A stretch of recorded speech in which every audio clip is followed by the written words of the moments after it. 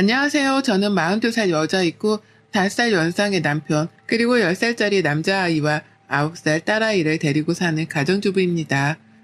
더불어 3년 전 코로나가 시작되면서 합가해서 사는 중인 시어머니까지 더해서 총 5식구가 한 집에 얽혀 지내고 있는데요. 함께 사는 시어머니 때문에 이 나이에 직장도 안 다니는데 아들아이 컴퓨터 앞에 앉았어요.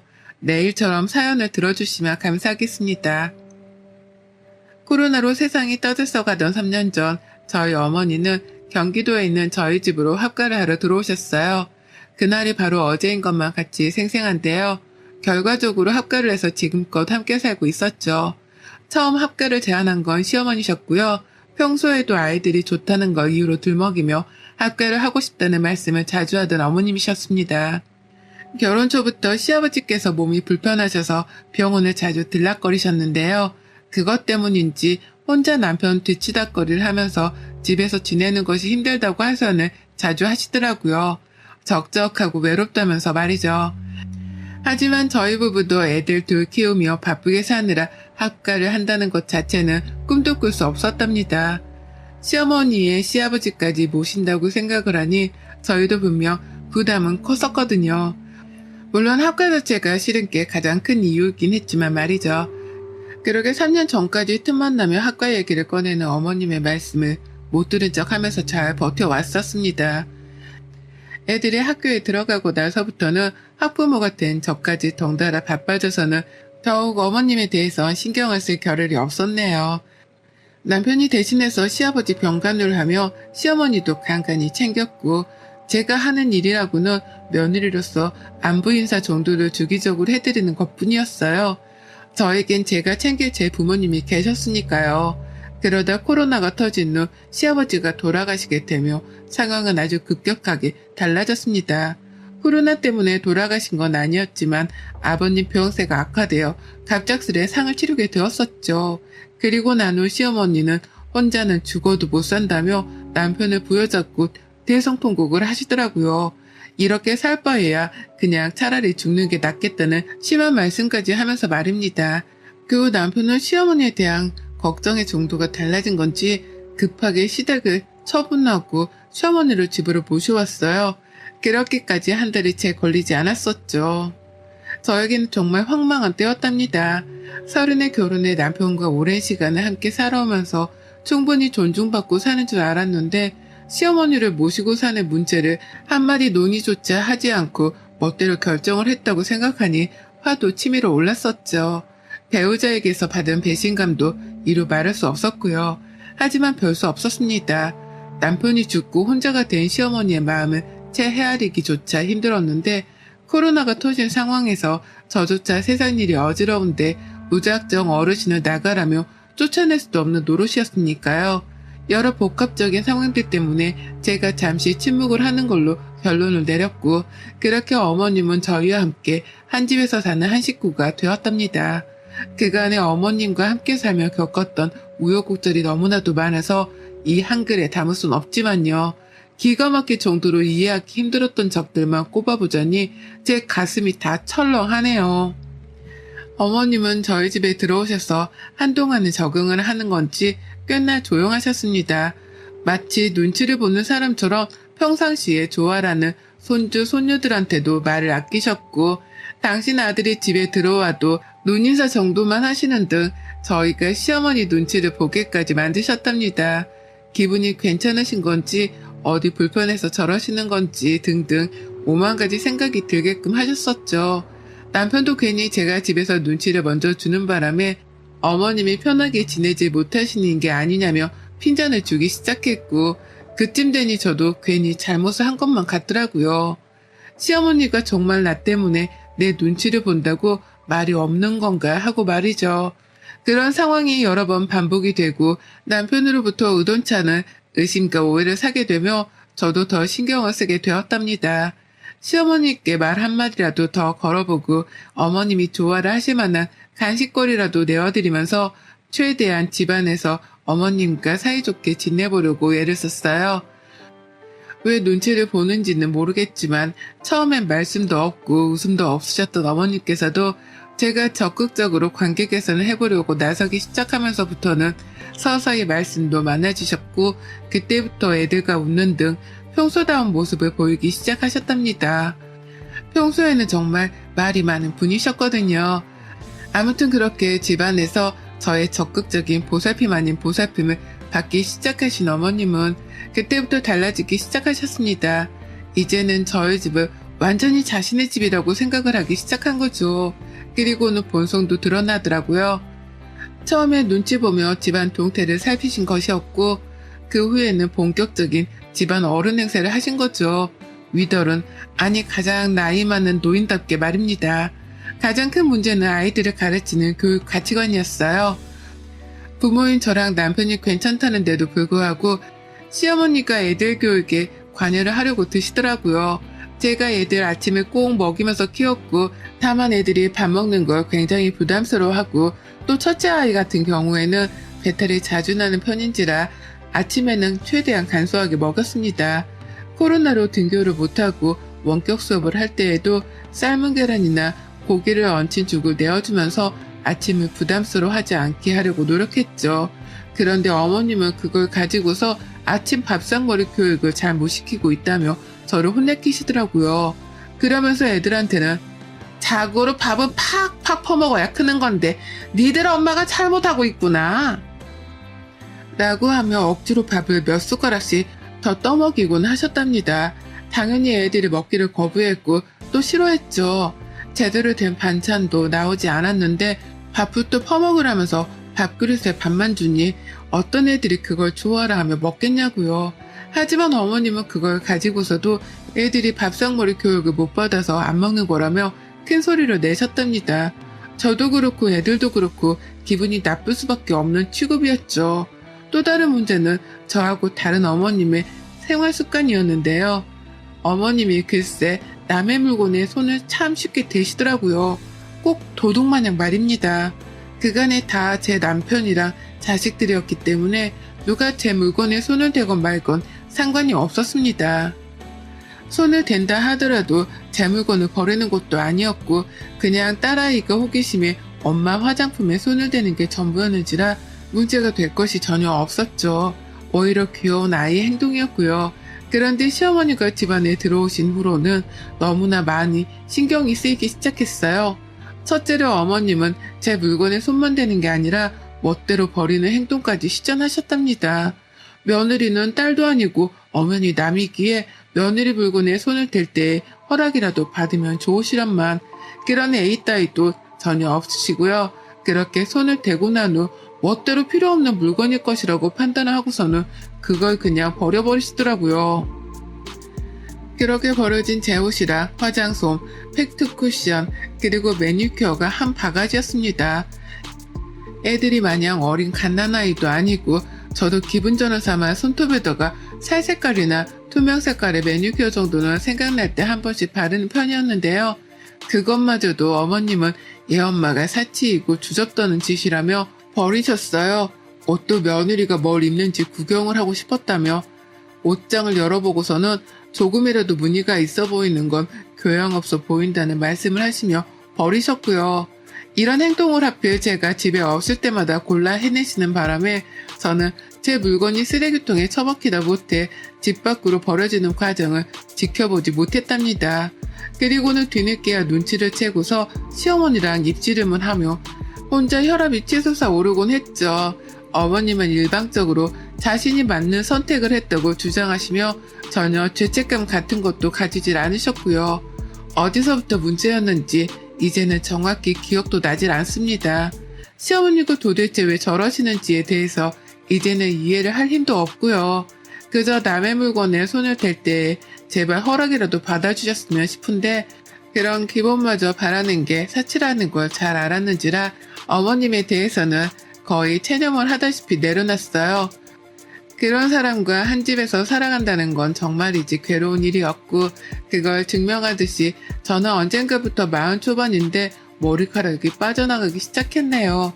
자고 있으면 베개 위에 머리카락이 한 움큼씩 빠져있는데 병원을 가보니 스트레스가 원인이라는데 시어머니 때문에 이 나이에 스트레스를 받다 못해 머리카락까지 빠지다니 생각할수록 차차하고 내 부모님을 볼 면목이 없었어요. 잘 사는 모습만 보여드리고 싶은데 뵐 때마다 나이가 팍팍 들어가는 모습을 보여드렸거든요. 친정 부모님까지도 걱정이 많으실 수밖에 없었답니다. 이런 시어머니하고는 정말 끝없는 전쟁을 한 집안에서 이어가는 중이었어요. 언제 끝날지 모르겠다며 저 스스로도 이 싸움의 끝을 감히 짐작조차 못하고 살고 있었는데요. 문제 덩어리인 시어머니가 큰 건 하나를 해내고야 마셨답니다. 지금 생각해도 열불이 나서 손이 파르르 떨리네요. 제가 너무 괴롭고 힘든데 어디다가 스트레스를 풀어야 하나 고민을 하던 중 피부 관리를 시작했어요. 저희 친정엄마가 저 볼 때마다 주름살이 너무 늘어간다며 가슴에 피멍이 드는 심정이라며 괴로워하고 난 후부터였죠. 내가 시어머니 때문에 빠른 노화를 겪고 있는데 이 모습을 친정엄마한테 계속해서 보여드리기만 할 수는 없다 싶었습니다. 그래서 내가 할 수 있는 한 피부 관리도 하고 내 자신을 가꾸면서 엄마한테도 딸이 예쁘게 나이 들어가는 모습을 보여드려야겠다 결심을 했어요. 그때부터 남편이 주는 용돈을 쪼개 제 화장품 사는 데에 쓰기도 했고요. 샤워하고 나와서 직접 만든 팩을 얼굴에 바르고 또 화장품으로 피부 관리도 하다 보니 언젠가부터는 자기 관리를 하는 그 시간이 너무 행복했습니다. 그 시간만큼은 온전히 나를 위해 투자를 하는 시간이었기 때문에 자존감도 괜시리 올라가는 것 같고 힐링이 되었어요. 아이들한테도 그 시간만큼은 엄마를 방해하지 말아달라 부탁을 했을 정도로 저는 하루 중 저녁 20분 동안에 즐기는 그 관리 시간이 행복했습니다. 근데 저희 남편이 고생시켜서 미안하다며 비싼 화장품 브랜드의 로션 하나를 사줬던 게 있었는데요. 정말 이게 언젠가부터 줄어드는 속도가 너무 빠른 거예요. 비싸서 아깝다며 아끼고 아껴가며 쓰던 중이었는데 다음날 쓰려고 보면 농담이 아니라 무슨 로션이 0.5cm씩 줄어들었습니다. 그 정도 용량이 줄어들려면 펌프를 적어도 5번에서 10번은 했어야 할 텐데 그 속도로 로션이 줄어들어 갔어요. 그러니 눈에 확 띄는 바람에 눈치를 챘고 전 단박에 알아차렸죠. 이게 다 시어머니의 짓이라는 거 말입니다. 어머님 말고는 이 짓을 할 사람이 없었어요. 혹시나 싶어 저희 딸아이한테도 물었지만 아이한테선 엄마 그거 엄청 아끼는 거잖아 라고 하면서 엄마가 아끼는 물건에는 손을 안 댄다며 말해주더라고요.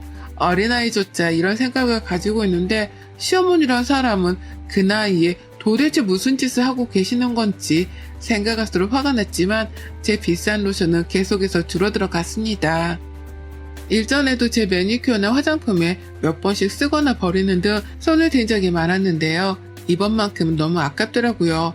일단 남편이 사준 화장품이기도 했고 제 용돈으로는 절대 사지 못하는 비싼 브랜드였기 때문에 저도 속으로 너무 아까워 미치는 줄 알았습니다. 그래서 더더욱 시어머니께 손대지 말라고 빨리 경고를 날린 참이었어요. 그리고는 어머니께 하루 날을 잡아 물었습니다. 혹시 내 로션에 손을 대냐고 말이죠. 용량이 매번 빠른 속도로 줄어든다며 제가 직접 핸드폰으로 매일 밤마다 찍었던 사진까지 보여줬습니다. 전날 이만큼 썼는데 다음날 이만큼밖에 남아있질 않는다고 하면서 혹시나 시어머니가 잡아 떼실까 싶어 증거까지 보여주면서 대화를 시도해봤는데요. 상상 이상으로 어머님은 뻔뻔하시더라고요.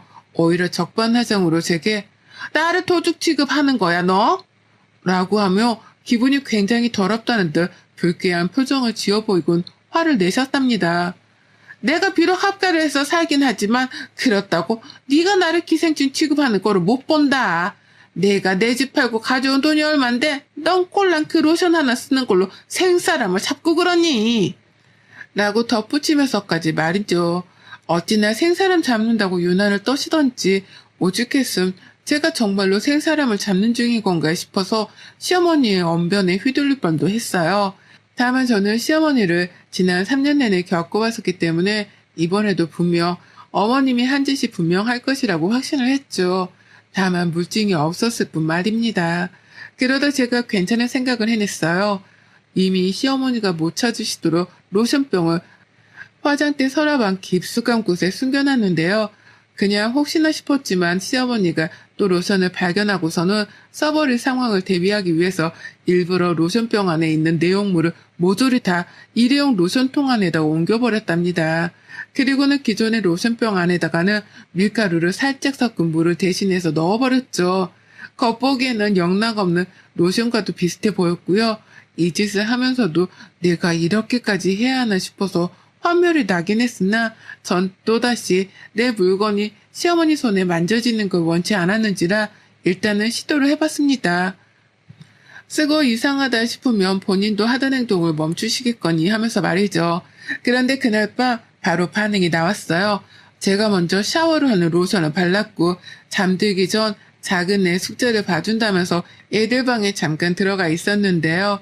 그 사이 샤워를 마친 시어머니가 제 방으로 들어가셨던 모양이더라고요. 전 어머님이 소리를 치며 저를 찾으시기 전까지도 이 사실에 대해서 몰랐습니다. 막 작은 애랑 대화를 하고 있는데 밖에서 시어머니가 서윤이 엄마 어딨어? 빨리 좀 나와봐! 라고 하면서 저를 급하게 찾으셨어요. 어머님이 원래 정색할 일이나 저와 꼬리를 두려고 하는 일에는 저희 딸 이름을 넣어서 누구 엄마야 하고 부르시거든요. 이번에도 딱 그런 상황이었답니다. 나가보니 어머님은 제 로션병을 아주 당당하게 들고 계셨죠. 너 이거 뭐야? 이 안에 든 게 뭐야? 이거 왜 이래? 내가 이걸 팔았는데 순간 얼굴이 굳어지면서 뭐가 힘을건 게 올라오는데 이거 뭐냐고 빨리 말 안 해? 라고 하면서 로션병 안에 든 내용물의 정체를 물으시더라고요. 제가 밀가루 섞어놓은 물인데 그걸 귀신같이 알아내신 겁니다. 얼굴에 펴 바르자마자 냄새도 이상하고 물이 마르면서 밀가루가 얼굴 위에 쌓이며 껍질 같은 게 생겨서는 껄끄러워졌다는 이유로 눈치를 까신 거였죠. 그리고 저는 그때다 싶어 아주 당당하게 물었어요. 뻔뻔한 시어머니께 당당하게 받아친 거죠. 왜 제 물건에 손대세요? 그거 제 로션인데 그걸 왜 바르세요? 남의 허락도 없이? 라고요. 어머님은 순간 아차 싶었던지 잠깐은 말을 잇지 못하셨지만 이내 말씀하셨습니다. 지금 그게 문제야? 이게 뭐냐고! 이거 왜 이래? 라고요. 그리고는 저한테 뭐가 들었는지 빨리 말을 하라고 하시는데 제가 그걸 순순히 대답해 줄 리가 없었죠. 왜 남의 걸 만지시냐니까요? 그 대답을 먼저 해주셔야 하는 거 아니에요? 라면서 더욱 깊게 파고드는 질문을 던졌더니만 어머님은 아우 짜증나 라고 거품을 불며 화를 내셨습니다. 그리고는 이게 진짜 뭐냐니까 라며 마치 음식물 찌꺼기 물이라도 얼굴에 묻었다는 듯이 손사래를 치시며 화장실로 달려가셨어요. 세수를 하기 위해서였죠. 그리고 전 어머님을 따라 화장실 문 앞까지 쫓아가서는 말씀드렸습니다. 그러게 왜 남의 화장품을 건드리셔서 그거 밀가루 탄 물이에요. 피부엔 별 탈 없으니 너무 겁먹지 마세요. 라고요. 시어머니는 너무 황당하셨는지 저를 쳐다만 보셨고 저는 그런 시어머니께 싱글생글한 표정을 보이면서 똑같이 노려봐 드렸습니다. 뭐 어쩌거냐는 표정으로 말이죠. 그러니 어머님이 알아서 눈을 피하시더라고요. 이번에 밀가루 섞은 물에서 끝이 났지만 다음번에는 피부에 독이 될 약이라도 탈지 모른다 싶으셨는지 걱정이 한가득이라는 표정으로 세수를 하셨어요. 그리고 그날 어머님은 세수를 다 마치고 나오자마자 제게 앞으로 화장품에 손 안 댈 테니 이상한 거 타놓지 말라 경고스러운 부탁을 스며시 날리셨습니다. 화장품 말고 다른 것에도 장난질을 쳐놨을까 싶으셨는지 불안한 기색이 가득한 채로 절 바라보시더라고요. 부탁을 하시면서 말이죠. 그래서 전 하는 거 보고 판단하겠다고 했습니다. 내 집에서 내 맘대로 뭔 짓을 할지 모르니 싫으면 싫은 사람이 나가라는 말씀도 드렸죠. 제 딴의 행동 거지를 똑바로 하는 경고였는데 우리 어머님 그 말을 잘 알아먹으셨더라고요. 그 후부터는 제 물건에 절대로 손을 대지 않기 시작하셨답니다. 급기야 이제 완전히 저에게 백기를 드셔가지고요. 혹여나 며느리가 또 무슨 물건에 장난질을 쳐놨을까 싶어 겁부터 먼저 먹으며 행동하기 시작하셨어요. 당시 수건 닦는 데에도 혹여나 싶으셨는지 수건을 찬찬히 살펴보시고 나가기 전에 신발 속까지도 눈으로 훑어보곤 신으신답니다. 제가 설마 발에다가 신는 신발 안에 바늘이라도 꽂아 놓았을까 싶으셨던지 하루는 신발을 신지 못한 채 몇 번을 확인한다며 손가락부터 집어 넣으시더라고요. 그걸 뒤에서 보고서는 뭐 하는 중이세요? 라고 물어를 보니 어머님은 이게 다 저 때문에 시작된 일이라는 것 마냥 뚱한 표정을 지으신 채로 말씀을 하셨답니다. 네가 내 마음을 아냐? 라고 말이죠. 그러면서 차마 며느리 기분을 상하게 할까 싶어 더 쓴 말을 못하겠고 속은 열불이 터져서는 겨우 인내를 하며 찡그린 표정으로 후다닥 밖을 나가버리셨죠. 밀가루 섞인 물에 여파가 크긴 컸는지 별의 별것에도 눈으로 확인부터 하고서는 행동을 하시는데 그 불편함이 저에게까지 느껴지는 게 너무나 통쾌하네요. 불편해 죽겠다며 뭘 하거나 씻거나 먹을 때마다 눈을 개스름하게 떠서는 확인부터 찬찬히 하시는데 저 오신병을 당장 고치지 못하면 어머님이 앞으로 참 많이 힘드시겠구나 싶었습니다. 사는 게 얼마나 피곤하고 역할까 싶어서 제가 다 불편해 죽겠더라고요. 물론 그런 시어머니를 보는 심정은 통쾌한 뿐이지만 말이죠. 그래서 저는 앞으로도 더 불편하시라고 장난기 가득한 표정으로 당분간 지내보려 합니다. 밥을 먹을 때에도 일부러 괜한 의미심장한 표정을 지어 보이면서 시어머니를 불안하게 하고 또 써보시라면서 안마기를 건네드릴 때조차도 어떤 일이 일어날지 두고 보자는 장난꾸러기 같은 표정을 지어 보이면서 어머님을 긴장케 만들려고 해요. 이미 어머님은 제가 별걸 하지 않아도 불안함을 가득 안고 살아가는 게 보이지만 전 거기에다가 불난집에 부채질을 하듯이 지낼 겁니다. 언제 어떻게 터질지 모르는 며느리의 장난에 놀아나기 싫어서 긴장한 시어머니를 지켜보며 통쾌함을 좀 더 오래 만끽할래요. 여러분의 생각은 댓글로 남겨주세요. 오늘도 시청해주셔서 정말 감사합니다.